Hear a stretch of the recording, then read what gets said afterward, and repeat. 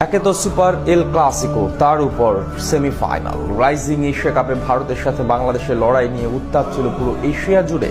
দুই দলের ম্যাচে লড়াই হয়েছেও হাড্ডাহাড্ডি। সূর্যবংশীদের বিপক্ষে আকবর আলীরা পাল্লা দিয়েছে সমানে সমান।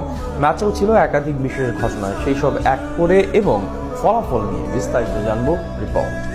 রাইজিং এশিয়া কাপে এ গ্রুপের চ্যাম্পিয়ন হয়ে সেমিফাইনালে উঠেছিল বাংলাদেশ। অন্যদিকে বি গ্রুপের রানার্স আপ ছিল ভারত। দক্ষিণ এশিয়ার দুই প্রতিদ্বন্দ্বী দেশের লড়াই নিয়ে হইচই ছিল সর্বমহলে। শেষ 4 ম্যাচে এদিন টস জিতে আগে বল করার সিদ্ধান্ত নেয় মেন ইন ব্লুরা। 194 রানের পুঁজি পায় বাংলাদেশ এ দল।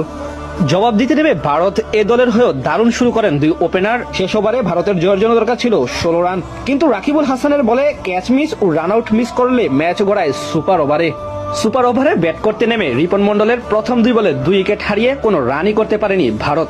ফলে বাংলাদেশের লক্ষ্য দাঁড়ায় কেবল 1 রান। সেখানে জবাব দিতে নেমে প্রথম বলে রাব্বি আউট হলে পুনরায় বিপদে পড়ে যায় বাংলাদেশ। কিন্তু প্রতিপক্ষের বলার ঠিক পরের বলেই ওয়াইড দিলে জিতে যায় বাংলাদেশ, অর্থাৎ চলে যায় ফাইনালে।